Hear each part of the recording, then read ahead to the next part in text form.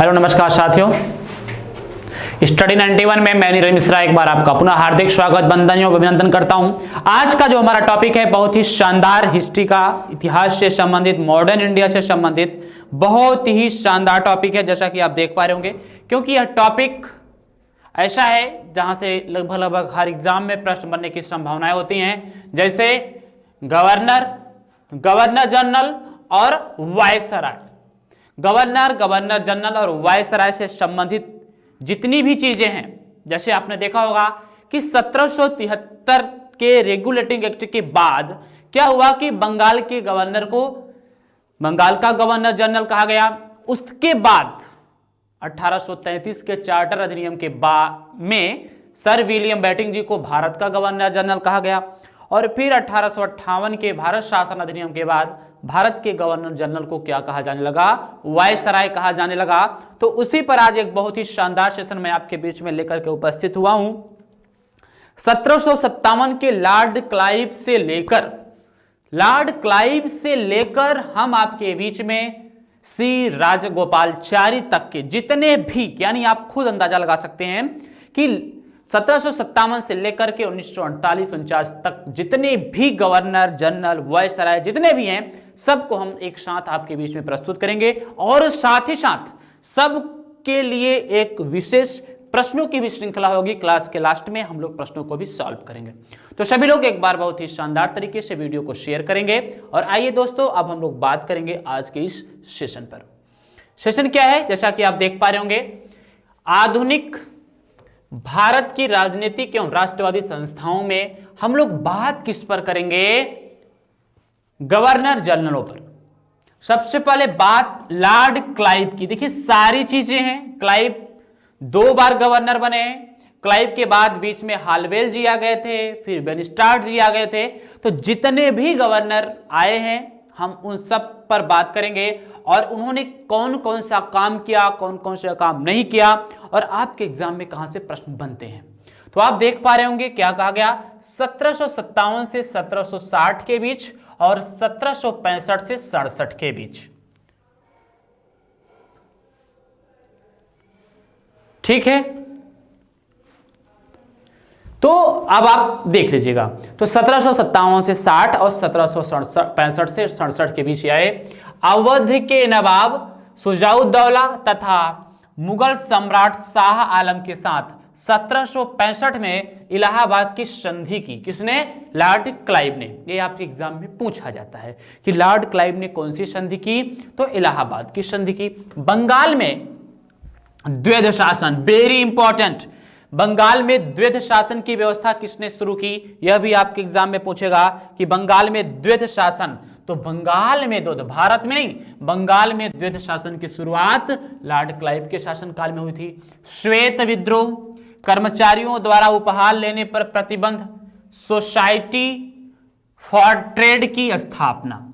तो आपको बहुत ही शानदार तरीके से यहां पे कलेक्ट करना होगा चीजों को, क्योंकि सभी गवर्नर जनरल को हम आपके बीच में आज प्रस्तुत करेंगे। मैंने क्या बताया, लॉर्ड क्लाइव से लेकर सी राजगोपालचारी तक जितने भी बीच के गवर्नर हैं, डे बाय डे सब, और किसने क्या काम किया है, सब आपके सामने होगा। फिर 1760 में क्या हुआ था कि हालवेल को बंगाल का गवर्नर नियुक्त किया गया था। यह क्लाइव के बाद बंगाल का स्थानापन्न गवर्नर बना। इसी ने ब्लैक होल की घटना का वर्णन किया था। अब बात आएगी 1760 से 1765। यह बहुत समय तक रहा नहीं, कुछ 1-2 महीनों की बात थी।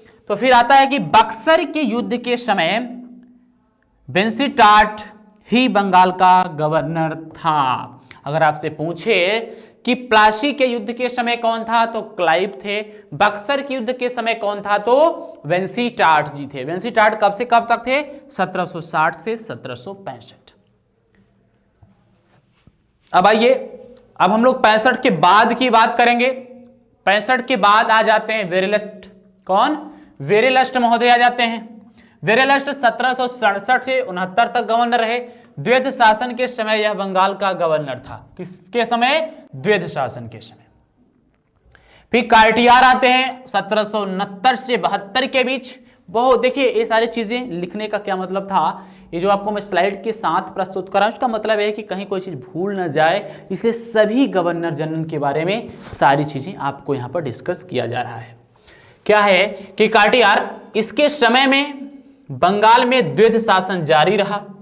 1770 में बंगाल में आधुनिक भारत का प्रथम अकाल पड़ा। तो बंगाल में आधुनिक भारत का प्रथम अकाल कब पड़ा, तो आप बताएंगे 1770 में पड़ा। उसके बाद वॉरेन हेस्टिंग्स 1772 से 74, कब 1772 से 74, यह बंगाल का अंतिम गवर्नर था। इसने बंगाल में द्वैध शासन को समाप्त कर दिया था। द्वैध शासन का क्या मतलब होता था कि कंपनी भी थोड़ा सा शासन कर रही है और वहां के जो स्थानीय राजा थे वो भी शासन कर रहे थे। तो द्वैध शासन की शुरुआत किसने की थी? द्वैध शासन की शुरुआत की थी क्लाइव जी ने, और समाप्त किसने किया? Warren Hastings. तो ये अब तक आपके क्या बने रहे? बंगाल के गवर्नर। क्या? बंगाल के गवर्नर। अगर मान लीजिए कि आपके एग्जाम में कभी पूछ ही ले कि बंगाल में कुल कितने गवर्नर बने, तो आप 3 इधर देख रहे हैं और 3 इधर देख रहे हैं। कितने? 4। 6 गवर्नर कुल बंगाल में थे। कितने? 6 गवर्नरों ने काम किया। अब क्या हुआ? इसके बाद 1773 में यहीं पर आता है रेगुलेटिंग एक्ट। 1773 में क्या आता है? रेगुलेटिंग एक्ट आता है। रेगुलेटिंग एक्ट 1773 आता है। उसके अंतर्गत बंगाल के गवर्नर को क्या किया गया? क्या कहा गया? गवर्नर जनरल बना दिया गया। Governor general. और सौभाग्य से 1773 के दौरान कौन थे यहाँ पे बंगाल के गवर्नर? Warren Hastings. इसीलिए यह बंगाल का अंतिम गवर्नर और बंगाल का प्रथम गवर्नर जनरल कहा जाता है। आइए फिर वॉरेन हेस्टिंग्स का नाम होगा बंगाल के गवर्नर जनरल। देखिए आपकी हेडिंग है क्या है? बंगाल के गवर्नर जनरल। तो सभी लोग देखिए साथियों, बहुत ही शानदार तरीके से चीजों को लीजिएगा। एक एक चीजें, अब थोड़ी व्यापक भी चीजें यहां से मैं आपके बीच में बताने का प्रयास करूंगा, क्योंकि यहां पर ये चीजें आपके लिए बड़ी इंपॉर्टेंट हैं। ठीक है ना? तो आप लोग इसको बहुत शानदार तरीके से लीजिएगा, क्योंकि गवर्नर जनरल से संबंधित प्रश्न आपके एग्जाम में अक्सर पूछे जाते हैं। तो चलिए अब हम लोग बात करेंगे किस पर? बंगाल के गवर्नर जनरल पर। और बंगाल के गवर्नर जनरल, तो बंगाल का प्रथम गवर्नर जनरल कौन था भैया? वॉरेन हेस्टिंग्स था। कब से कब तक? 1774 से 1785। देखिए इसी के कार्यकाल में रेगुलेटिंग एक्ट आया था, और ये जो व्यक्ति है यह बंगाल का अंतिम गवर्नर था, क्योंकि अब 74 तक था, 85 तक था, तो इसी के कार्यकाल में आया। तो इसीलिए इनको बंगाल का अंतिम गवर्नर और बंगाल का प्रथम गवर्नर जनरल भी कहा जाता है। रेगुलेटिंग एक्ट 1773 के तहत वॉरेन हेस्टिंग्स बंगाल का प्रथम गवर्नर जनरल बना।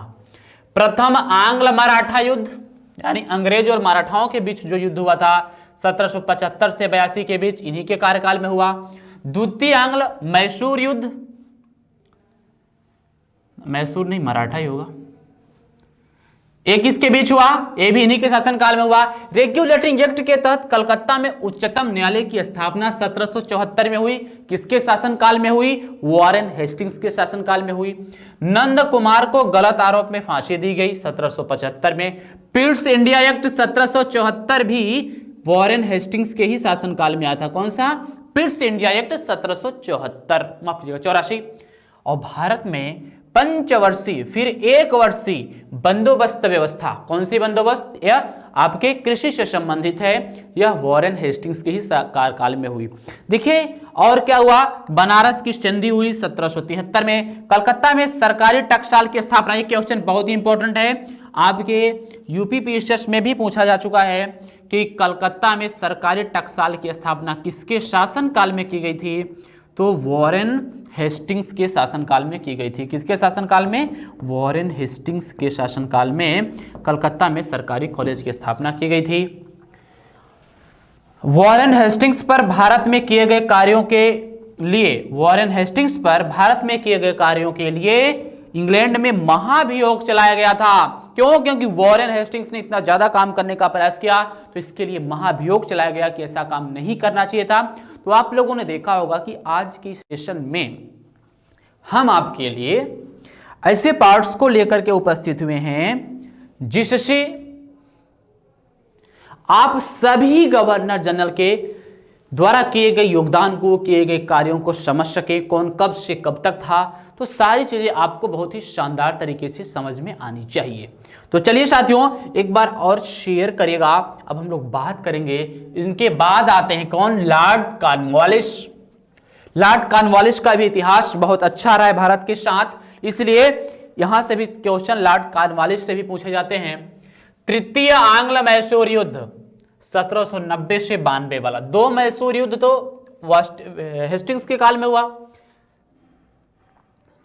कलकत्ता, मुर्शिदाबाद, ढाका तथा पटना में 4 प्रांतीय न्यायालयों की स्थापना। कहां कहां? कलकत्ता में एक और प्रांतीय न्यायालय, मुर्शिदाबाद, ढाका और पटना में 4 प्रांतीय न्यायालय की स्थापना की गई।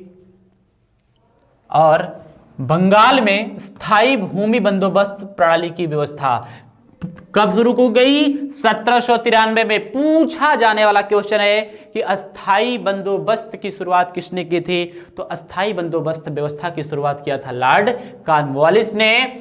और भारतीय नागरिक सेवा का जनक भी इसको कहा जाता है, भारतीय नागरिक सेवा का जनक। न्यायिक क्षेत्र में शक्ति के पृथक्करण के सिद्धांत का जन्म कॉर्नवालिस संहिता 1793 और रेवेन्यू बोर्ड की स्थापना, इतने काम इन्होंने किया था। शक्ति के पृथक्करण के सिद्धांत का जन्म का क्या मतलब है? आपने देखा होगा कि 1781 में आया था act of settlement. Act of settlement क्या था? शक्तियों के बंटवारे से संबंधित है, इसलिए इनको शक्तियों के पृथक्करण का जन्मदाता भी कहा जाता है। 1793 के बाद लॉर्ड कॉर्नवालिस के बाद कौन आते हैं? सर जॉन शोर आते हैं। वह कब से कब तक? 1793 से 98 के लिए। 1793 का चार्टर एक्ट पारित इनके कार्यकाल में हुआ था। निजाम तथा मराठों के बीच खरदा का युद्ध लड़ा गया था। कौन सा युद्ध? खरदा का युद्ध। कब? 1795 में। देशी राज्यों के प्रति तटस्थता की नीति थी किसकी? जॉन शोर की। तो जॉन शोर से संबंधित प्रश्न आपके एग्जाम में कम ही आते हैं। तो ये बहुत ही इंपॉर्टेंट चीजें जो मैं आपको बता रहा हूं कि लॉर्ड कॉर्नवालिस ने क्या क्या किया, तो आप देख सकते हैं। तृतीय आंग्ल मैसूर युद्ध हुआ इनके शासनकाल में। कलकत्ता, मुर्शिदाबाद, ढाका, पटना में 4 प्रांतीय न्यायालयों की स्थापना हुई। बंगाल में अस्थायी भूमि बंदोबस्त व्यवस्था की शुरुआत की गई। और भारतीय नागरिक सेवा का जनक भी कहा जाता है इनको। न्यायिक क्षेत्र में शक्ति के पृथक्करण के सिद्धांत का भी जन्मदाता कहा जाता है। और कॉर्नवालिस संहिता भी उन्होंने बनाई थी। कब? 1793 में। और साथ ही साथ रेवेन्यू बोर्ड यानी राजस्व बोर्ड की भी स्थापना की गई थी। इसके बाद 1793 से 98 के बीच आते हैं कौन? सर जॉन शोर, जिसके नेतृत्व में 1793 में क्या आता है? चार्टर अधिनियम आता है। और निजाम और मराठाओं के बीच खरदा का युद्ध भी लड़ा जाता है इन्हीं के शासनकाल में। हाँ, अब ये जो बंगाल का गवर्नर जनरल आपके सामने नाम पढ़ा होगा, लॉर्ड वेलेस्ली, ये बहुत इंपॉर्टेंट नाम है। लॉर्ड वेलेस्ली 1798 से 1805 तक बंगाल का गवर्नर जनरल रहा। लॉर्ड वेलेस्ली ने बहुत अच्छी नीति अपनाई। क्या?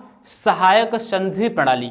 सहायक संधि प्रणाली के माध्यम से अंग्रेजी सत्ता का विस्तार किसने किया? तो आप कहेंगे लॉर्ड वेलेस्ली ने। सहायक संधि प्रणाली क्या है साथियों?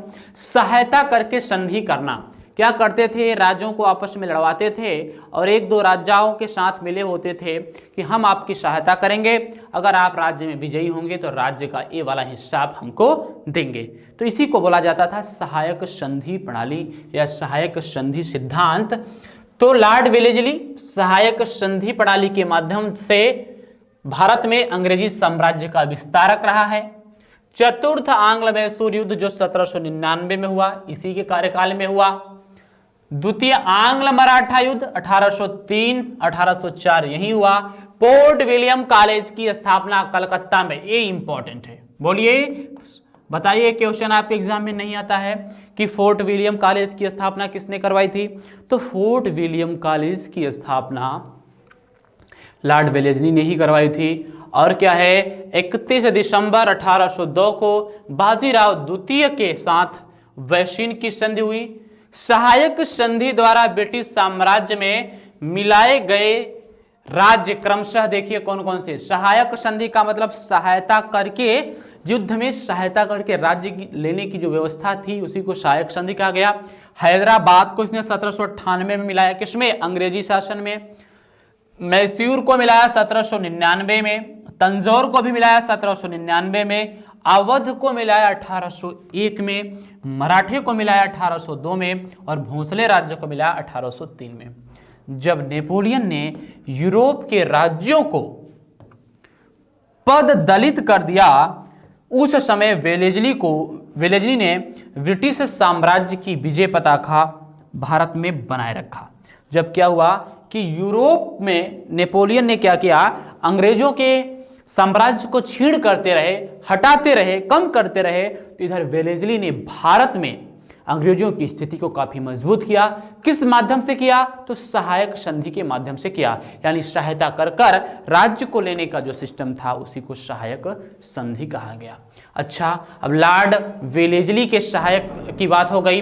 1805 के बाद लॉर्ड वेलेजली के बाद यहाँ पे कुछ छोटे छोटे लोग आए, मतलब जो बहुत दिनों तक रहे हैं, काम भी बहुत नहीं किया। सर जॉर्ज वार्लो आए हैं। कब आए हैं, 1805 से 7 के बीच। वेल्लोर में सिपाही विद्रोह जो हुआ था 1806 में, इन्हीं के शासनकाल में हुआ था। यह आपके लिए इंपॉर्टेंट नहीं है। लॉर्ड मिंटो प्रथम, लॉर्ड मिंटो द्वितीय आपके लिए इंपॉर्टेंट है, प्रथम कम इंपॉर्टेंट है। 1807 से 1813 महाराजा रणजीत सिंह के साथ प्रसिद्ध कौन सी संधि की थी, अमृतसर की संधि की थी। कब, 1809 में। महाराजा रणजीत सिंह के साथ प्रसिद्ध अमृतसर की संधि कब की गई थी, कब की थी इसने, 1809 में। किसने, लॉर्ड मिंटो प्रथम। अब लॉर्ड हेस्टिंग्स 1813 से 1823 बहुत दिनों तक थे, तरह तरह के काम भी हुए। लॉर्ड हेस्टिंग्स की बात कर रही है, लॉर्ड वॉरेन हेस्टिंग्स की बात नहीं हो रही है। लॉर्ड वॉरेन हेस्टिंग्स को हम लोगों ने पढ़ लिया है। तो साथियों इसमें देखिए क्या है कि आप लोग, हो सकता है कि आपको पढ़ने में मजा ना आ रहा हो, क्यों नहीं पता है, क्योंकि ये चीजें आपको याद करने वाली हैं।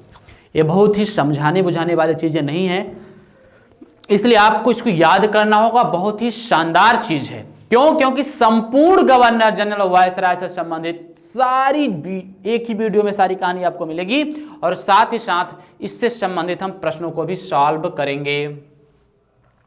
तो प्रथम आंग्ल नेपाल युद्ध, नेपाल और अंग्रेजों के बीच जो प्रथम युद्ध हुआ था 1814 से 16 के बीच।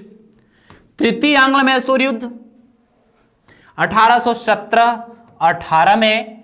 पिंडरियों का दमन इसने ही किया था। कब, 1817-18 में। एक क्वेश्चन कभी कभी आ जाता है कि पिंडोरियों का दमन किसने किया था, तो आप कहेंगे लॉर्ड हेस्टिंग्स ने। और बंगाल में काश्तकारी अधिनियम को भी लागू किया था 1822 में। किसने, लॉर्ड हेस्टिंग्स ने। भारत में पहली बार सैनिक विद्रोह हुआ था अंग्रेजों के खिलाफ 1824 में बैरकपुर छावनी में। कब, 1824 में। किसके कार्यकाल में, लॉर्ड एम हस्ट के कार्यकाल में। वह 1823 से 28 तक भारत का, माफ कीजिएगा, बंगाल का गवर्नर जनरल रहा। और प्रथम आंग्ल बर्मा युद्ध, अंग्रेज और बर्मा के बीच जो युद्ध हुआ 1824 से 26 के बीच, यह इसी के शासनकाल में हुआ था। और भारत में पहली बार बैरकपुर की सैनिक छावनी में विद्रोह हुआ था। कब, 1824 में। तो पहली बार विद्रोह कब हुआ था, 1824 में। बहुत प्रसिद्ध नहीं हुआ, कुछ ज्यादा आगे चीजें बढ़ नहीं पाई, नाम आगे बढ़ नहीं पाया। इसके वजह से क्या हुआ, बहुत बड़ा विद्रोह नहीं बन सका। अब यहां पर आपको चीजें मिलेंगी। अब यहां पर आएंगे लॉर्ड विलियम बेटिंग, क्योंकि लॉर्ड विलियम बेटिंग के ही शासनकाल से बंगाल की गवर्नर जनरल का पद हो जाता है समाप्त, क्योंकि वो पहले एक स्थान तक सीमित थे, धीरे धीरे उसका विस्तार कर लिया। अब बंगाल के गवर्नर जनरल न रह करके कौन सा गवर्नर जनरल हो गया, भारत का गवर्नर जनरल। तो भारत का प्रथम governor general Lord William Bentinck, Bengal का अंतिम governor general Lord William Bentinck. ठीक है, तो देखिए लॉर्ड विलियम बेटिंग काफी दिनों तक रहे हैं, 7 सालों तक, 1828 से 1835 तक। बंगाल के अंतिम गवर्नर जनरल तथा भारत के प्रथम गवर्नर जनरल। क्यों? क्योंकि चार्टर एक्ट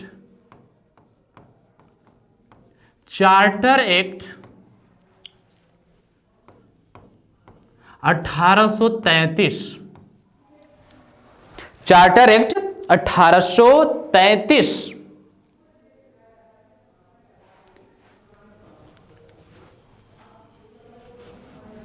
के अंतर्गत बंगाल के गवर्नर जनरल को भारत का गवर्नर जनरल कहा गया। इसलिए लॉर्ड विलियम बेंटिंक भारत के प्रथम गवर्नर जनरल और बंगाल के अंतिम गवर्नर जनरल हुए। और ये इंपॉर्टेंट, सती प्रथा का अंत, बहुत सही, कब? 1829 में। ठगी प्रथा की समाप्ति, ये भी बहुत इंपॉर्टेंट है। नरबली प्रथा का अंत, सोचिए इसने क्या किया, जो अंधविश्वास वाले काम थे उन सब को समाप्त किया था। और 1833 का चार्टर अधिनियम भी इन्हीं के शासनकाल में आया था। कलकत्ता में मेडिकल कॉलेज की भी स्थापना इसने 1835 में करवाई थी। तो कलकत्ता में मेडिकल, अगर आपसे पूछे फोर्ट विलियम कॉलेज की स्थापना किसने करवाई थी, तो आप कहेंगे लॉर्ड वेलेस्ली। अगर पूछेगा कलकत्ता में मेडिकल कॉलेज, तो लॉर्ड विलियम बेंटिंक। सरकारी सेवाओं में भेदपूर्ण नीति को समाप्त करने की घोषणा।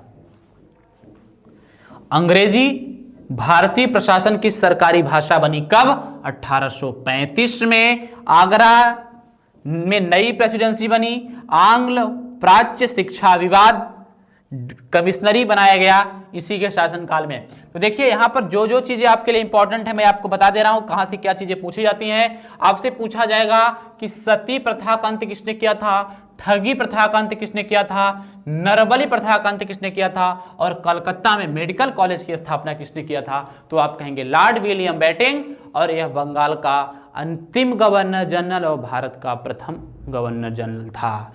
चार्ल्स मेटकाफ से भी संबंधित क्वेश्चन आता है। 1835 से 1836 तक मात्र 1 सालों तक चार्ल्स मेटकाफ गवर्नर रहे हैं, लेकिन उन्हें बहुत बड़ा काम किया था। इसी कारण से इनको समाचार पत्रों का मुक्तिदाता कहा जाता है। इंपॉर्टेंट कहेगा कि निम्न में से किस गवर्नर को जो समाचार पत्रों पर प्रतिबंध लगा था उसको हटा दिया इन्होंने, और इसीलिए इनको समाचार पत्रों का मुक्तिदाता कहा जाता है। किसको समाचार पत्रों का मुक्तिदाता कहा जाता है? तो चार्ल्स मेटकाफ को। शायद आप लोग चीजों को समझ रहे होंगे। चार्ल्स मेटकाफ जी को क्या कहा जाता है? समाचार पत्रों का मुक्तिदाता भी कहा जाता है। तो समाचार पत्रों का मुक्तिदाता किसे कहा जाता है? चार्ल्स मेटकाफ को कहा जाता है। तो चलिए अब हम लोग इसमें और आगे बढ़ते हैं और बात करेंगे 1836 से 42 तक लॉर्ड ऑकलैंड भारत के गवर्नर जनरल बने। कौन? Lord Auckland. उन्होंने क्या काम किया कि प्रथम आंग्ल अफगान युद्ध, रणजीत सिंह शाहसुजा के मध्य त्रिदलीय संधि, ये इंपॉर्टेंट नहीं है। एलन बरो इंपॉर्टेंट है। एलन बरो इंपॉर्टेंट है। ये इंपॉर्टेंट इसलिए है क्योंकि अभी आपको बता रहा हूं, लॉर्ड एलन बरो 1842 से 1844 तक भारत के गवर्नर जनरल थे। सिंध का अंग्रेजी राज्य में अगस्त 1843 में चार्ल्स नेपियर के नेतृत्व में विलय कर लिया गया।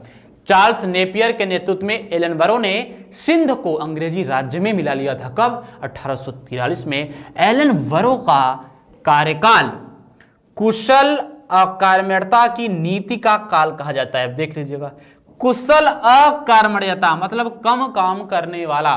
कुशल अकार्यता का मतलब जो काम न करने में दक्ष हो। ठीक है।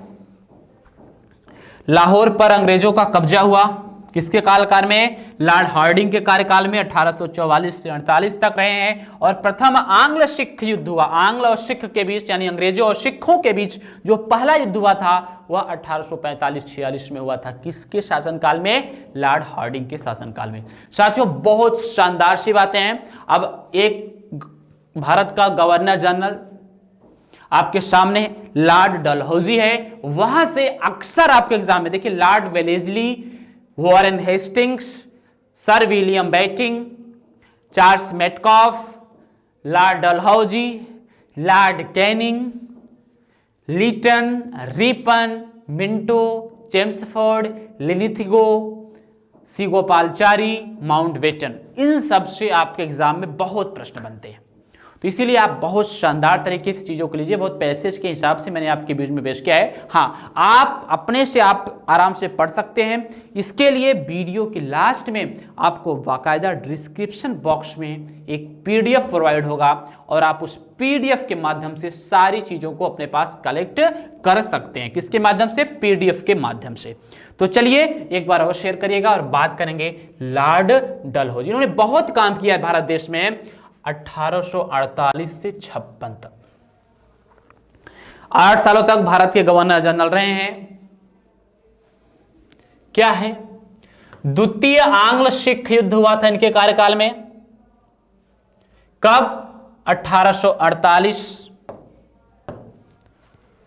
और 49 में। 29 मार्च 1849 को पंजाब का अंग्रेजी राज्य में विलय। ये बहुत इंपॉर्टेंट है कि पंजाब का अंग्रेजी राज्य में विलय कब किया गया? तो पंजाब का अंग्रेजी राज्य में विलय 1849 में किया गया। द्वितीय आंग्ल वर्मा युद्ध 1850 में हुआ। किसके शासनकाल में हुआ? तो लॉर्ड डलहौजी के शासनकाल में। अच्छा, लॉर्ड डलहौजी की सबसे बड़ी नीति क्या थी? व्यपगत का सिद्धांत, राज्यों को मिलाना। कैसे? वहां पर राज्य वाली प्रणाली को समाप्त करके, जैसे गोद नहीं आप ले सकते, तरह तरह की प्रक्रिया बना दिया कि कैसे भी करके इस राज्य को अंग्रेजी राज्य में मिला लो। वही कहा गया व्यपगत का सिद्धांत। प्रसिद्ध व्यपगत के सिद्धांत के प्रतिपादक या शुरुआतकर्ता कौन थे? लॉर्ड डलहौजी। कर्नाटक के नवाब एवं तंजौर के राजा की उपाधि समाप्त कर दी थी इसने। कब? 1853 में।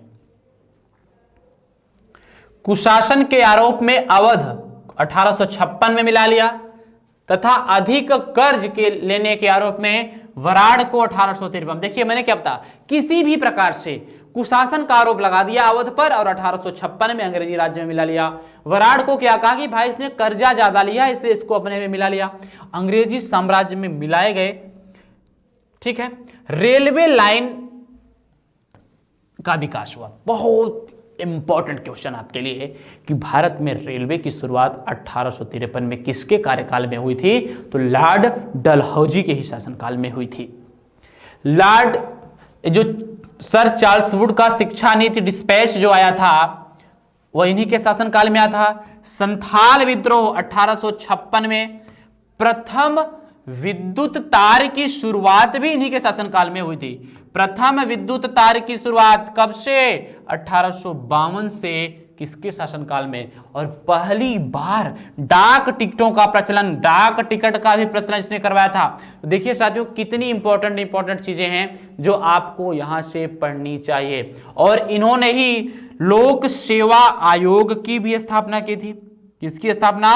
लोक सेवा आयोग। और लोक निर्माण विभाग जो सार्वजनिक निर्माण विभाग है जो वर्तमान समय में रोड वगैरह बनाता है, और लोक सेवा आयोग जो एग्जाम होता है तो इसकी भी स्थापना इसने ही किया था। और लॉर्ड डलहौजी ने बहुत राज्यों को व्यपगत सिद्धांत द्वारा मिलाया था ब्रिटिश राज्य में। जैसे सहारा को मिलाया, ये आपके एग्जाम में पूछा जाता है, आपको मिलान करने के लिए देता है कि कौन सा राज्य कब मिलाया गया। तो सहारा को 1848 में, जैतपुर और संभलपुर को 1849 में, वघात को 1850 में, उदयपुर को 52 में, झांसी को 53 में मिला लिया था, नागपुर को 54 में और सार्वजनिक निर्माण विभाग और ग्लोबल लोक सेवा आयोग की स्थापना की गई। तो आप इसको देखिए, यह लॉर्ड डलहौजी आपके लिए बहुत ही इंपॉर्टेंट है। अगर आप बहुत शानदार तरीके से अपनी निगाहों से देख रहे हैं तो आपको ये पता चल गया होगा कि जो इंपॉर्टेंट बातें आपको यहाँ पे पढ़नी है। व्यपगत का सिद्धांत किसने शुरू किया था? लॉर्ड डलहौजी ने।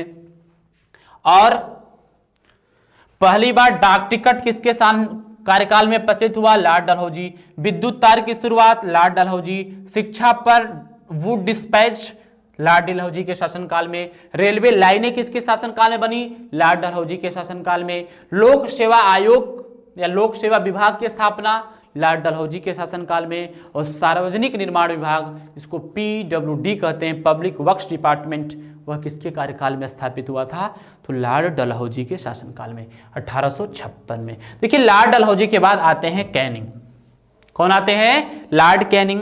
और लॉर्ड कैनिंग के बाद या लॉर्ड कैनिंग के ही समय से जब 1857 में भारतीय स्वतंत्रता संग्राम का उद्भव हुआ, शुरुआत हुआ व्यापक तरीके से, तो उस समय लॉर्ड कैनिंग ही भारत के गवर्नर जनरल थे। फिर इस स्वतंत्रता संग्राम की शुरुआत के बाद 1858 में जब भारत शासन अधिनियम 1935 आया तो क्राउन के शासन की शुरुआत हुई, मतलब सीधे इंग्लैंड से भारत पर शासन शुरू हुआ और वहां पर एक प्रतिनिधि के रूप में वायसराय की नियुक्ति की गई।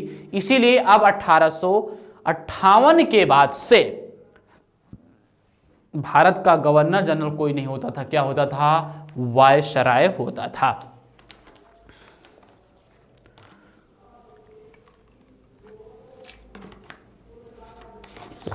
मेरी बात समझ रहे ना? भारत का गवर्नर जनरल नहीं होता था, क्या होता था? वायसराय होता था। तो देखिए बात यह आता है कि लॉर्ड कैनिंग कब से कब तक थे? 1856 से 62 तक थे। भारत के अंतिम गवर्नर जनरल तथा प्रथम वायसराय। बहुत सही, यही बात मैंने आपको बताया। 1857 का विद्रोह इनके शासनकाल में हुआ। 1856 का विधवा पुनर्विवाह अधिनियम पारित। विधवा पुनर्विवाह अधिनियम कि विधवाओं का भी विवाह हो भाई, क्योंकि पहले क्या थी? सती प्रथा का बहुत ज्यादा चलन था। फिर 1858 का एक्ट आया था इन्हीं के शासनकाल में। मैंने अभी बताया महारानी विक्टोरिया भारत की साम्राज्ञी घोषित की इन्हीं के शासनकाल में। बंबई, मद्रास तथा कलकत्ता में विश्वविद्यालय की भी स्थापना की गई 1857 में। कहां कहां? बंबई, मद्रास और कलकत्ता में। 1861 का भारत परिषद अधिनियम भी इन्हीं के कार्यकाल में आया। भारतीय उच्च न्यायालय अधिनियम 1861 के अंतर्गत कलकत्ता, बंबई, मद्रास में एक एक न्यायालय की भी स्थापना की गई और साथ ही साथ भारतीय दंड संहिता 1858 भी बना और सिविल दंड प्रक्रिया 1859 भी बना। जो आईपीसी की धारा 1858 अभी भी बोला जाता है ना कि आईपीसी की धारा 1858 के तहत, तो आईपीसी मतलब भारतीय दंड संहिता, आईपीनल पेनल कोड जो है, तो भारतीय दंड संहिता की शुरुआत किसने की थी? इसने की थी। किसने की थी? लॉर्ड कैनिंग ने की थी, जो भारत का प्रथम वायसराय और भारत का अंतिम गवर्नर जनरल कहा जाता है। लॉर्ड एल्गिन प्रथम की बात कर लें। कौन? लॉर्ड एल्गिन प्रथम 1862 से 1863। लॉर्ड एल्गिन प्रथम कब से कब तक था? 1862 से 1863। बहावियों के आंदोलन का दमन, सर्वोच्च एवं सदर न्यायालयों को उच्च न्यायालयों के साथ तथा शामिल किया गया। 1863 में पंजाब में इनकी मृत्यु हो गई थी। किसकी? लॉर्ड एल्गिन प्रथम की। चलिए अब छोटे छोटे आते रहेंगे यहां तक लगातार आपको एग्जाम में। देखिए यहां से लॉर्ड रिपन, लॉर्ड लीटन, इन सब से भी संबंधित प्रश्न आपके एग्जाम में पूछे जाते हैं। तो सभी लोग शेयर करेंगे। हम लोग एक वीडियो में, थोड़ा क्लास निश्चित तौर पर बड़ी जरूर होगी, लेकिन हम लोग एक वीडियो के अंतर्गत सबको एकत्रित कर रहे हैं। वहां लॉर्ड क्लाइव से लेकर सी राजगोपालचारी तक जितने भी गवर्नर जनरल, वायसराय हुए हैं, सबको हम लोग एक साथ लेंगे। तो हम लोग उसी की कड़ी में सर जॉन लॉरेंस की बात करते हैं। 1864 से 69 तक यह भारत के वायसराय रहे। प्रसिद्ध अहस्तक्षेप की नीति यानी रिंगफेंस नीति किसने लागू की थी? अहस्तक्षेप की नीति तो सर जॉन लॉरेंस ने। 1866 में उड़ीसा, 1868-69 में राजपुताना तथा बुंदेलखंड में भयानक अकाल पड़ा। बड़ी मात्रा में रेलवे का विकास, नहरों का निर्माण, कार्य प्रारंभ और यूरोप के साथ संचार व्यवस्था भी स्थापित की गई। किसके कार्यकाल में? सर जॉन लॉरेंस के कार्यकाल में। यहां पूछता है कि नहरों का निर्माण किसके कार्यकाल में बहुत तेजी से हुआ? तो नहरों का निर्माण सर जॉन लॉरेंस के कार्यकाल में बहुत तेजी से हुआ। हाँ, लॉर्ड मेयो के लिए सबसे इंपॉर्टेंट बात क्या है कि लॉर्ड मेयो के ही शासनकाल में पहली बार भारत में जनगणना हुई। पहली बार क्या हुई? जनगणना हुई। लॉर्ड मेयो के ही शासनकाल में भारत में पहली बार जनगणना हुई। समझ में आ गया? तो पहली बार जो जनगणना हुई वह किसके कार्यकाल में हुई? तो लॉर्ड मेयो के कार्यकाल में हुई। भारत में वित्त का विकेंद्रीयकरण, भारत में वित्त का विकेंद्रीयकरण, अजमेर में मेयो कॉलेज की स्थापना, कार्यकाल के दौरान एक अफगान द्वारा अंडमान में हत्या, किसकी? लॉर्ड मेयो की। और पहली बार जनगणना भी हुई थी 1872 में, किसके कार्यकाल में? लॉर्ड मेयो के कार्यकाल में। लॉर्ड नॉर्थब्रुक भी इंपॉर्टेंट नहीं है, 4 सालों तक रहे, 1872 से 76 तक। पंजाब में कुका विद्रोह का नेतृत्व, कुका विद्रोह इन्हीं के कार्यकाल में हुआ था 1872 में, और बिहार में अकाल भी पड़ा था। पंजाब में क्या हुआ था? कुका विद्रोह लॉर्ड नॉर्थब्रुक के नेतृत्व में, और साथ ही साथ बिहार में अकाल भी पड़ा था। ठीक, तो चलिए अब हम लोग बात करेंगे नेक्स्ट, लॉर्ड लिटन। हाँ, लॉर्ड लिटन से संबंधित क्वेश्चन आपके एग्जाम में पूछा जाता है। ये रहे तो मात्र 4 सालों तक है, लेकिन ये बहुत इंपॉर्टेंट है। चलिए, दक्कन में भीषण अकाल पड़ा था इनके शासनकाल में, कब? 1876 और 68 में। रिचर्ड स्ट्रेची की अध्यक्षता में एक अकाल आयोग का गठन। तो पूछा जाता है कि अकाल आयोग का गठन निम्न में से किस वायसराय के शासनकाल में हुआ? तो आप कहेंगे लॉर्ड लिटन। और इन्हीं के शासनकाल में महारानी विक्टोरिया को केसर ए हिंद की उपाधि दी गई। कौन सी? केसर ए हिंद की उपाधि। कब? 1877 में। प्रसिद्ध वर्नाक्यूलर प्रेस एक्ट, बहुत इंपॉर्टेंट है। वर्नाक्यूलर प्रेस एक्ट जो आया था 1881 में, वह 81 में आया था, नहीं 78 में आया था, तथा इंडियन आर्म एक्ट 1878 इन्हीं के शासनकाल में आया। और अनुबंध सिविल सेवा में सम्मिलित होने वाले भारतीयों की आयु 21 वर्ष से घटाकर 19 वर्ष कर दी गई थी। बहुत सही। और इन्हीं के कार्यकाल में 1878 से 80 के बीच द्वितीय आंग्ल अफगान युद्ध भी लड़ा गया। कौन युद्ध? द्वितीय आंग्ल अफगान युद्ध। ठीक है, नेक्स्ट। अब हम लोग बात करेंगे लॉर्ड रिपन की। किसकी बात करेंगे? लॉर्ड रिपन की बात करेंगे। देखिए, लॉर्ड रिपन कारखाना अधिनियम आया था पहली बार भारत में 1800। लॉर्ड रिपन भी बहुत इंपॉर्टेंट है भैया, लेकिन लॉर्ड रिपन के पहले लिटन की बात कर लें तो लॉर्ड लिटन के ही शासनकाल में, लॉर्ड रिपन कब से कब तक? 1880 से 84 तक। पहली बार प्रत्येक 10वें वर्ष जनगणना की शुरुआत की योजना किसने बनाई थी? लॉर्ड रिपन ने ही बनाई थी।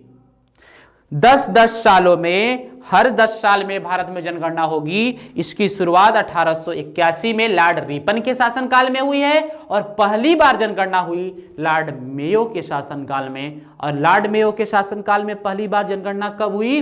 तो लॉर्ड मेयो के शासनकाल में पहली बार जनगणना हुई थी 1872 में। प्रथम कारखाना अधिनियम लागू किया गया 1881 में। स्कूली शिक्षा हेतु हंटर आयोग, ये इंपॉर्टेंट है, कई बार पूछा जा चुका है कि हंटर आयोग किस वायसराय के कार्यकाल में आया था? तो हंटर आयोग आया था किस वायसराय के कार्यकाल में? लॉर्ड रिपन के कार्यकाल में। और हंटर आयोग की नियुक्ति 1882 में। इल्बर्ट बिल विवाद, ये भी बड़ा इंपॉर्टेंट है। प्रसिद्ध इल्बर्ट बिल विवाद जो न्यायपालिका से संबंधित था, वो भी इसके शासनकाल में आया था। और स्थानीय स्वशासन का जनक भी इसको कहा जाता है, स्थानीय स्वशासन का जनक लॉर्ड रिपन को। अब हम बात करेंगे लॉर्ड डफरिन। देखिए, लॉर्ड डफरिन हमारे लिए क्यों इंपॉर्टेंट है? क्योंकि लॉर्ड डफरिन के ही शासनकाल में भारतीय राष्ट्रीय कांग्रेस की स्थापना हुई। किसके कार्यकाल में? लॉर्ड डफरिन के ही शासनकाल में भारतीय राष्ट्रीय कांग्रेस की स्थापना हुई। कब? 1885 में भारतीय राष्ट्रीय कांग्रेस। और भारतीय राष्ट्रीय कांग्रेस की स्थापना किसने किया था? A.O. ह्यूम ने। इनका A.O. ह्यूम और इनका नाम एलन ऑक्टेवियन ह्यूम था, इनकी अध्यक्षता में हुआ था। तृतीय आंग्ल वर्मा युद्ध हुआ 1885 से 1888 तक, और बंगाल कृषक अधिनियम भी पास किया गया था 1885 में। किसके नेतृत्व में? लॉर्ड डफरिन के नेतृत्व में। अब लॉर्ड डफरिन के बाद लैंसडाउन जी आते हैं, 6 सालों तक रहते हैं। कुछ खास चीजें नहीं होती हैं, लेकिन हाँ यहां से कुछ आपको चीजें एग्जाम में मिलेंगी। लॉर्ड एल्गिन द्वितीय, और लॉर्ड एल्गिन द्वितीय के बाद हमारे मिंटो साहब आते हैं। देखिए साथियों, अब क्या हुआ था? भारतीय राष्ट्रीय कांग्रेस की स्थापना हो चुकी थी। अब जो भी वायसराय भारत में आता था बहुत ही सोच समझ करके काम करता था। लड़ाने का काम उनका जारी रहा, लेकिन बहुत दिनों तक चल नहीं पाया। आपको पता होगा इसके कुछ समय के बाद 60-65 सालों के बाद भारत देश स्वतंत्रता की ओर उन्मुख हुआ और जाकर के 1947 में स्वतंत्र भी हो गया। तो हम लोग यह देखेंगे कि चीजें कैसी बदली, चीजें कैसे बदली। तो चलिए हम लोग उसी पर बात करेंगे, उसी पर फोकस्ड रहेंगे, और सारी चीजें आपको बहुत ही शानदार तरीके से समझाई जाएंगी। क्या है कि लैंसडाउन आए थे कब? 1888 से 1894 के बीच। लैंसडाउन कब आए थे? तो लैंसडाउन आए थे 1888 से 94 के बीच। इनके नेतृत्व में, इनके कार्यकाल में मणिपुर विद्रोह हुआ था 1891 में। भारतीय परिषद अधिनियम 1892 भी इनके शासनकाल में आया था, जिसके लिए बजट पर बहस करने की शक्ति और प्रश्न पूछने का अधिकार भी प्रदान किया था। और इन्हीं के शासनकाल में Muslim Anglo Oriental defence association of upper India की स्थापना भी की गई थी। कब? 1893 में। कौन से कॉलेज मतलब संस्थान की? Muslim Anglo Oriental defence association of upper India. Tilak द्वारा गणपति महोत्सव की घोषणा। किसके द्वारा? तिलक द्वारा, यानी बाल गंगाधर तिलक द्वारा गणपति महोत्सव की घोषणा भी इन्हीं के शासनकाल में हुई थी। किसके? इन्हीं के। और दूसरा कारखाना अधिनियम भी 1891 में इनके शासनकाल में हुआ था। लॉर्ड एल्गिन द्वितीय की बात कर लें, ये 1894 से 99 तक भारत के वायसराय रहे हैं। मध्य प्रदेश, बिहार, उत्तर प्रदेश और पंजाब में भयानक अकाल पड़ा था 1896-97 में। लॉयल कमीशन के नाम से अकाल आयोग का गठन भी हुआ था। और तिलक द्वारा शिवाजी उत्सव की घोषणा एकदम इंपॉर्टेंट है।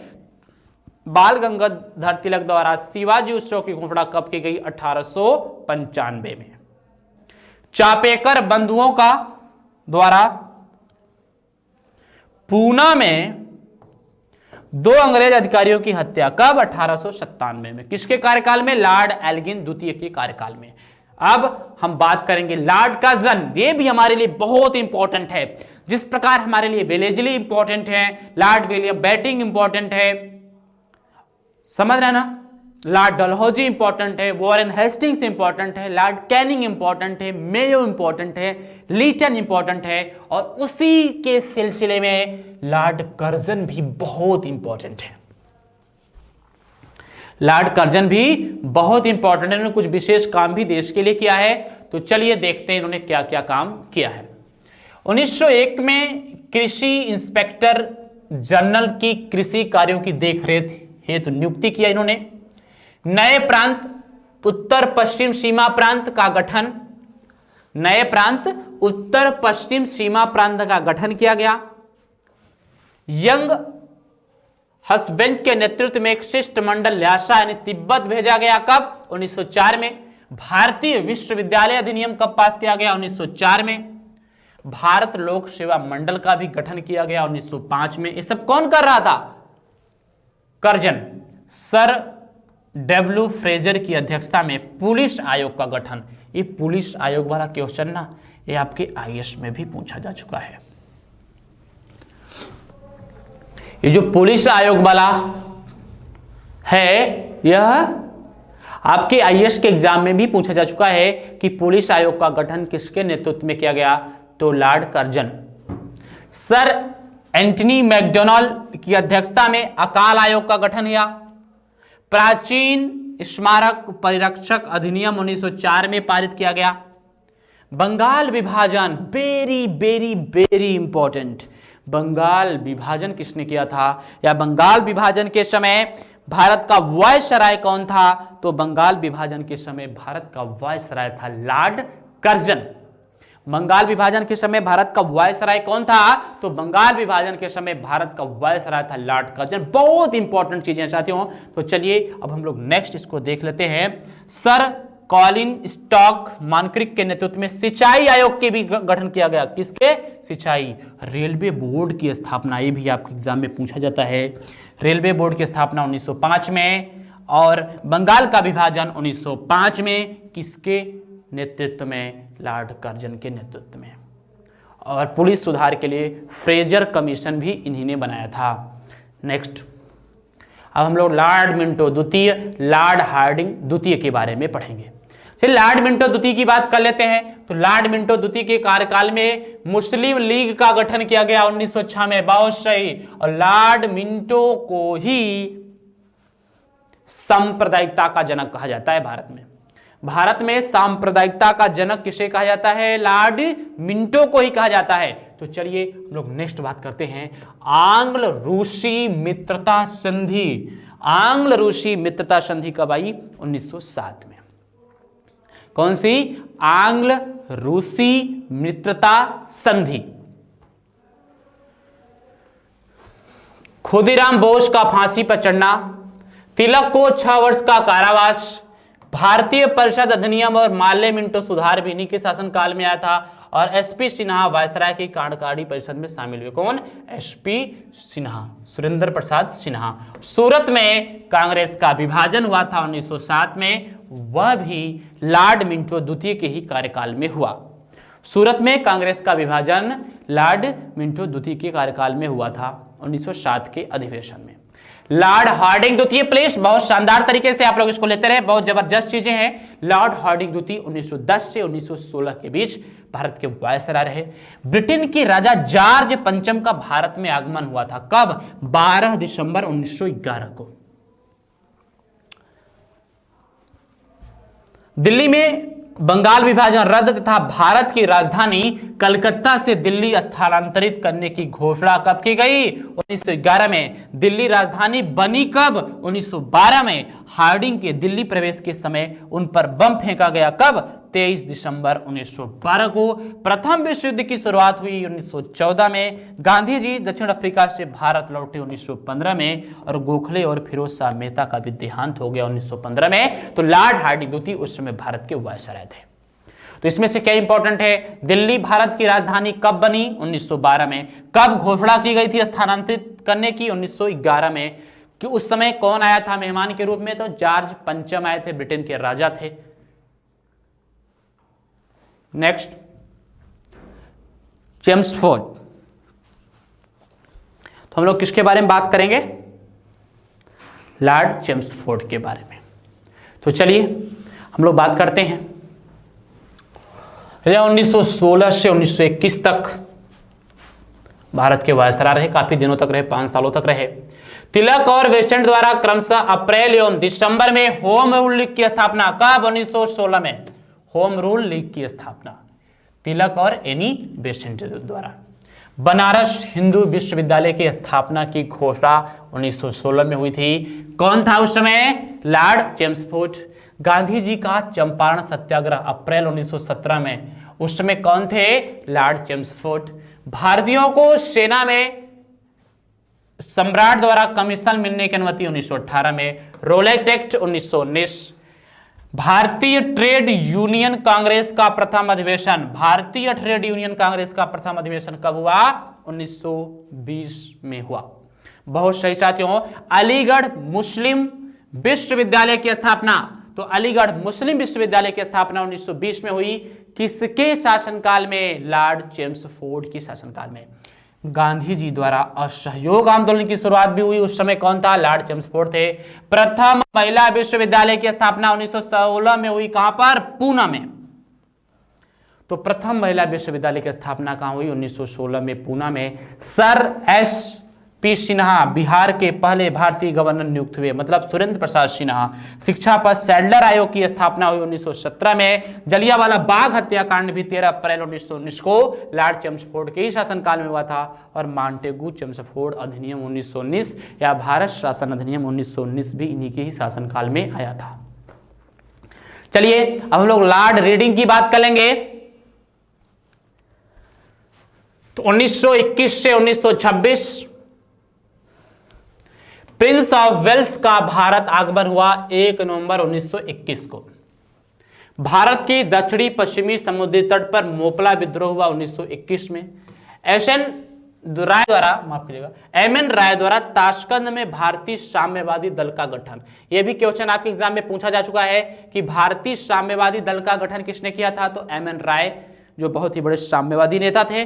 और चौरी चौरा कांड भी हुआ था 5 फरवरी 1922 को। असहयोग आंदोलन समाप्त हुआ 11 फरवरी 1922 को। मुल्तान, अमृतसर, दिल्ली, अलीगढ़, कलकत्ता में भयानक सांप्रदायिक दंगे हुए थे 1923 और 25 के बीच। काकोरी ट्रेन डकैती कांड हुआ था, आपको पता होगा। 9 अगस्त 1925 को स्वामी श्रद्धानंद की हत्या भी कर दी गई थी 1926 में। कानपुर में अखिल भारतीय साम्यवादी दल का गठन 1924 में। तो अखिल भारतीय साम्यवादी दल का गठन, भारतीय साम्यवादी दल का गठन ताशकंद में हुआ था 1921 में, एम एन राय ने किया था। और कानपुर में 1924 में हुआ था भारतीय साम्यवादी दल का गठन। तो इसका संपूर्ण पीडीएफ आपको निश्चित तौर पर डिस्क्रिप्शन बॉक्स में प्रोवाइड करा दिया जाएगा। आप लोग वहां से लेकर के इस चीजों को बहुत ही शानदार तरीके से समझ बूझ करके पढ़ सकते हैं।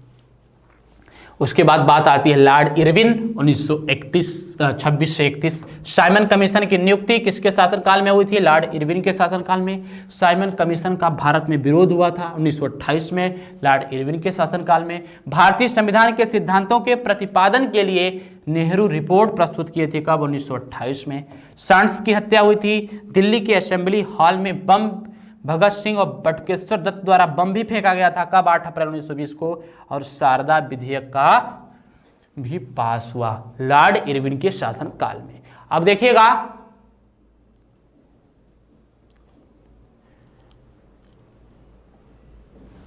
वायसराय इरविन के बग्घी पर भी बम फेंका गया था।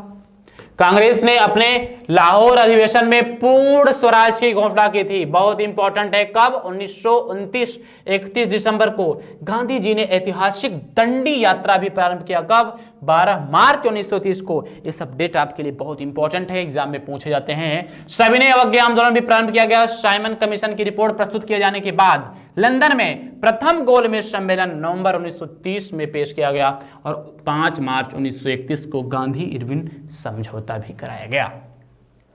ठीक है, बहुत सही साथियों।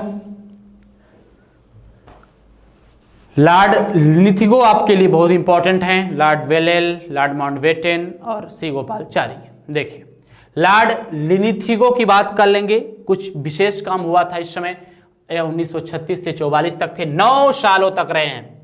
नए चुनाव हुए, बहुमत के साथ कांग्रेस ने नई सरकारें स्थापित की। द्वितीय विश्व युद्ध के समय कांग्रेस की प्रांतीय सरकारों ने इस्तीफा दे दिया था, कब? अक्टूबर 1939 को। हरिपुरा के कांग्रेस अधिवेशन में सुभाष चंद्र बोस के अध्यक्ष चुने गए, कब? 29 फरवरी 1938 को। त्रिपुरी कांग्रेस में गांधी जी के विरोध के बाद भी सुभाष चंद्र बोस अध्यक्ष चुने गए, मार्च 1939 में। गांधी जी के विरोध के कारण सुभाष का कांग्रेस से त्यागपत्र हुआ अप्रैल 1939 में। तथा फॉरवर्ड ब्लॉक की स्थापना की किसने? सुभाष चंद्र बोस ने। वायसराय द्वारा अगस्त प्रस्ताव लाया गया 8 अगस्त 1940 को। गुप्त रूप से सुभाष चंद्र बोस जी भारत से भागकर बर्लिन यानी जर्मनी पहुंचे, कब? 17 जनवरी 1941। रविन्द्रनाथ टैगोर जी की भी हत्या हुई 1941 में। रंगून वर्मा पर जापान ने बम गिराया, कब? 1942 में। क्रिप्स के नेतृत्व में क्रिप्स मिशन भी भारत पूछा, आपके एग्जाम में पूछा जाता है कि क्रिप्स मिशन भारत किसके शासनकाल में आया था? तो लॉर्ड लिनिथिगो के शासनकाल में आया था। और कब आया? कांग्रेस कार्यकारिणी की बैठक में गांधी जी ने भारत छोड़ो आंदोलन का प्रस्ताव पास किया। इंपॉर्टेंट है कि भारत छोड़ो आंदोलन का प्रस्ताव कब पास किया गया था? 1942 में पास किया गया था और आंदोलन 9 अगस्त 1942 से शुरू हो गया। ठीक है, चलिए अब हम लोग लॉर्ड वेलेल को पढ़ते हैं। लॉर्ड वेलेल हमारे लिए इंपॉर्टेंट नहीं है, ये इंपॉर्टेंट। लॉर्ड माउंटबेटन 1947-48 में और 1948 से 50 तक सी राजगोपालचारी भारत के वायसराय रहे हैं। क्या है कि जून 3 प्लान 3 जून योजना के अनुसार वायसराय ने भारत के विभाजन की घोषणा की। बहुत इंपॉर्टेंट है कि निम्न में से किस वायसराय ने भारत के विभाजन की घोषणा की? तो आप बताएंगे लॉर्ड माउंटबेटन ने। प्रधानमंत्री एटली द्वारा ब्रिटेन के हाउस ऑफ कॉमन्स में भारत की स्वतंत्रता का विधेयक प्रस्तुत किया गया। अब एक क्वेश्चन और आएगा कि भारत के स्वतंत्रता के समय इंग्लैंड का प्रधानमंत्री कौन था? तो क्लीमेंट एटली थे। संविधान सभा, पाकिस्तान ने उन्हें अध्यक्ष चुना 7 अगस्त 1947 को। भारत स्वतंत्र हो गया 15 अगस्त 1947 को। उसके बाद सी राजगोपालचारी जो भारत के अंतिम गवर्नर जनरल रहे, 26 नवंबर 1949 को संविधान सभा ने भारत का संविधान अंगीकृत किया था और 26 जनवरी 1950 को लागू किया गया था। गवर्नर जनरल का पद समाप्त कर डॉक्टर राजेंद्र प्रसाद को भारत का राष्ट्रपति बना दिया गया। मे भी साथियों आप लोग बहुत ही शानदार तरीके से सभी गवर्नर जनरल को एक साथ पढ़ने का प्रयास किया। अब हम लोग बहुत ही शानदार तरीके से, सुपर डुपर तरीके से इसके प्रश्नों को सॉल्व करेंगे और फिर देखते हैं कि किस प्रकार के प्रश्नों को हम शानदार तरीके से सॉल्व कर ले रहे हैं। तो सभी लोग एक बार वीडियो को शेयर करके पहले प्रश्न का जवाब दीजिएगा कि निम्न में से किस गवर्नर जनरल ने कोलकाता में सरकारी टकसाल की स्थापना की? किस गवर्नर जनरल ने कोलकाता में सरकारी टकसाल की स्थापना की? Lord Clive, Lord Warren Hastings, Lord Wellesley या लॉर्ड कॉर्नवालिस? तो किसने किया? वॉरेन हेस्टिंग्स ने किया था। ये मैंने आपको बताया था कि वॉरेन हेस्टिंग्स बंगाल का अंतिम गवर्नर तथा प्रथम गवर्नर जनरल भी था। प्रथम गवर्नर जनरल भी था, याद होना चाहिए आपको, बहुत इंपॉर्टेंट है। और वॉरेन हेस्टिंग्स के ही कार्यकाल में 1774 में कलकत्ता में सुप्रीम कोर्ट की स्थापना की गई थी। नेक्स्ट, सहायक संधि के माध्यम से भारत में अंग्रेजी साम्राज्य के विस्तार पर किस गवर्नर जनरल ने काम किया है? Lord Dalhousie, Lord Hardinge, Lord Minto प्रथम या लॉर्ड वेलेस्ली? तो बताइए कि सहायक संधि के माध्यम से भारत में अंग्रेजी साम्राज्य के विस्तार पर किस गवर्नर ने काम किया है? क्वेश्चन नंबर 2 का जवाब आपको देना होगा। तो आप सबको पता होगा कि सहायक संधि के हिसाब से किसने काम किया है? लॉर्ड वेलेस्ली ने काम किया है। बहुत सही।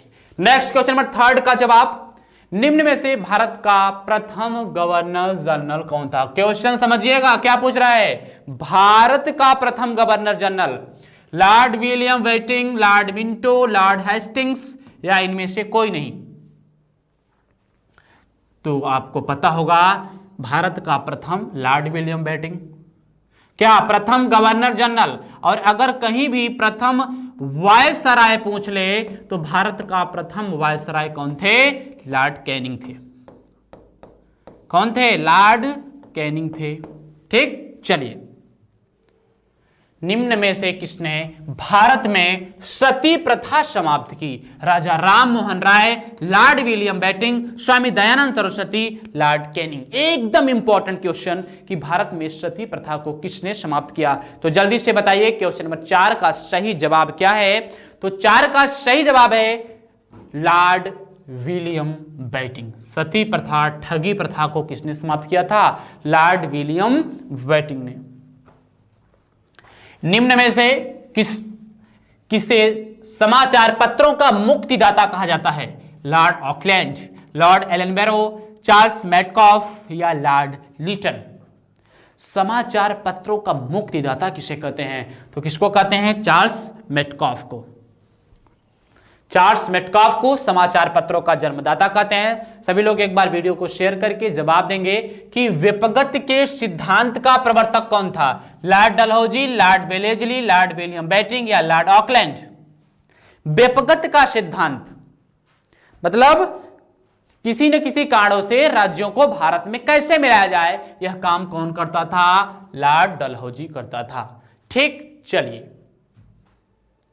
निम्न में से भारत का प्रथम वायसराय, वेरी इंपॉर्टेंट प्रश्न है, Lord Dufferin, Lord William Bentinck, Lord Mayo या लॉर्ड कैनिंग, भारत का प्रथम वायसराय कौन था? जल्दी से बताइए प्लीज, शानदार तरीके से, मैंने अभी बताया है, सारे जवाब आपके सही होने चाहिए।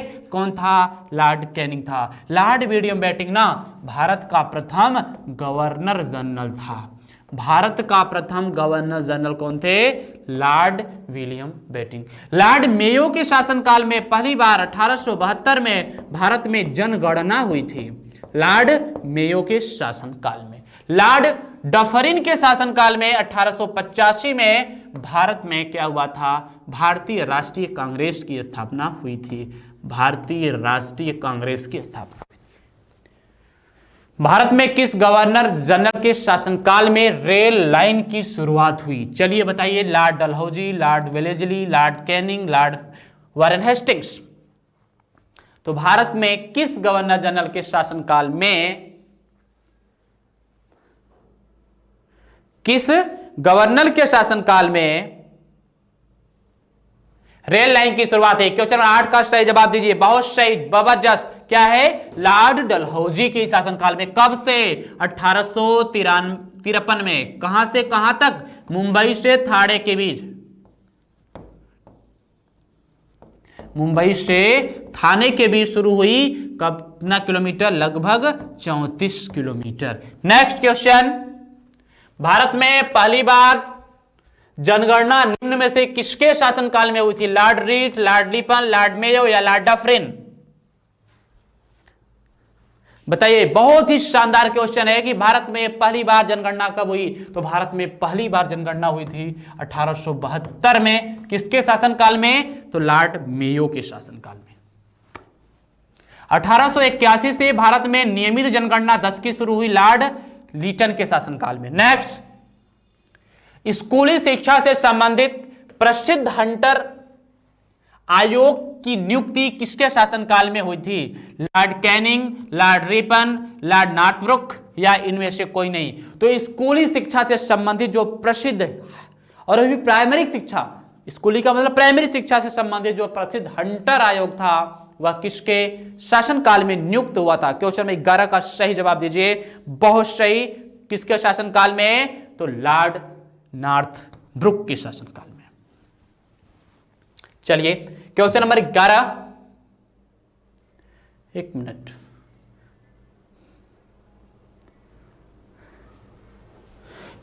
क्वेश्चन क्या है? स्कूली शिक्षा से संबंधित प्रसिद्ध हंटर आयोग, माफ कीजिएगा, यह लॉर्ड रिपन के शासनकाल में हुआ था। किसके? हंटर आयोग लॉर्ड रिपन के शासनकाल में आया था। चलिए नेक्स्ट क्वेश्चन में 11 का जवाब दीजिएगा।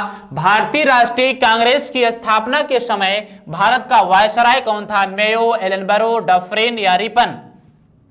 बताइए। क्वेश्चन 11 का जवाब, भारतीय राष्ट्रीय कांग्रेस की स्थापना के समय भारत का वायसराय कौन था? तो आप कहेंगे सर लॉर्ड डफरिन था। कौन था? Lord Dufferin. बहुत शानदार क्वेश्चन।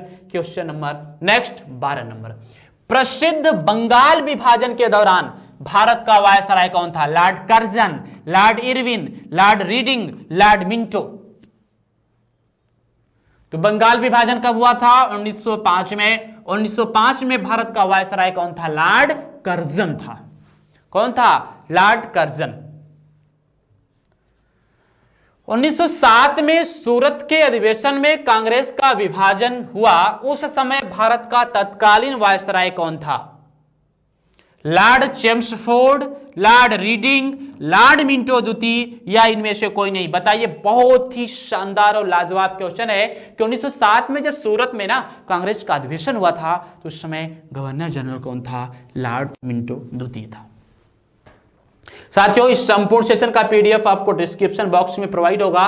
किस वायसराय के कार्यकाल में भारत की राजधानी बंगाल से दिल्ली स्थानांतरित हुई? लॉर्ड हार्डिंग द्वितीय, Lord Minto, Lord Chelmsford, Lord Irwin? तो बताइए, इंपॉर्टेंट क्वेश्चन है। स्थानांतरित कब हुई थी? तो 1912 में हुई थी। और घोषणा कब किया गया था? तो घोषणा किया गया था 1911 में घोषणा किया गया और स्थानांतरित हुई थी 1912 में। तो कुछ समय कौन वायसराय था? तो आप बताएंगे क्वेश्चन नंबर 14 का जवाब बहुत सही, कौन?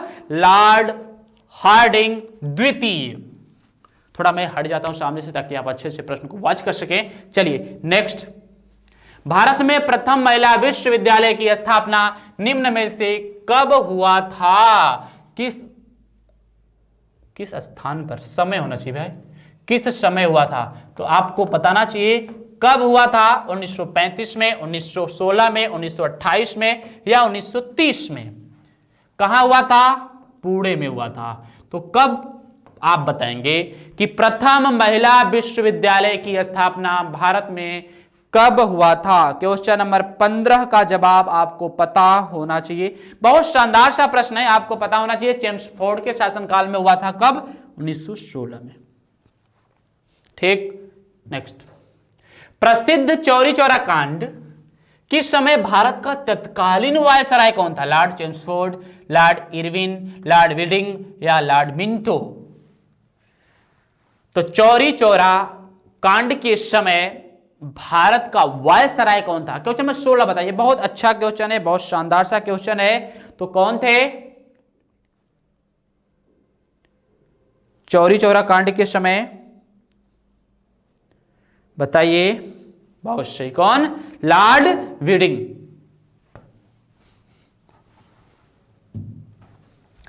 द्वितीय गोलमेज सम्मेलन में कांग्रेस के कितने प्रतिनिधियों ने हिस्सा लिया? 1, 2, 3, 4। द्वितीय गोलमेज सम्मेलन में कांग्रेस की ओर से सिर्फ एक ही व्यक्ति गए थे और उन व्यक्ति का नाम है महात्मा गांधी। नोट कर लो, 1 नंबर का क्वेश्चन है कि महात्मा गांधी कांग्रेस के द्वितीय गोलमेज सम्मेलन में भाग लिए थे और सिर्फ सिंगल गए थे। 18, भारत छोड़ो आंदोलन के दौरान तत्कालीन गवर्नर जनरल या वायसराय, गवर्नर जनरल यहां पे नहीं होना चाहिए, कौन? वायसराय कौन था? जल्दी बताइएगा।